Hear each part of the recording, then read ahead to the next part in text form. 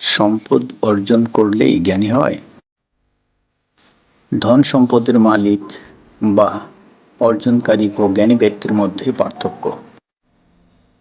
সম্পদশালী ব্যক্তি যিনি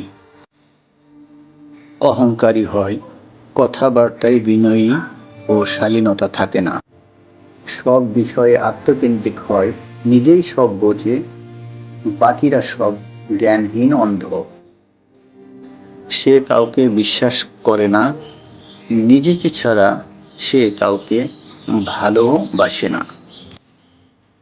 পক্ষান্তরে জ্ঞানী ব্যক্তি যিনি অহংকারী হন না, কথাবার্তায় বিনয়ী হয়, সীমিত কথাবার্তা বলে, অন্যের কথার মূল্যায়ন করে, আগে শোনে পরে বিচার করে সিদ্ধান্ত দেয়।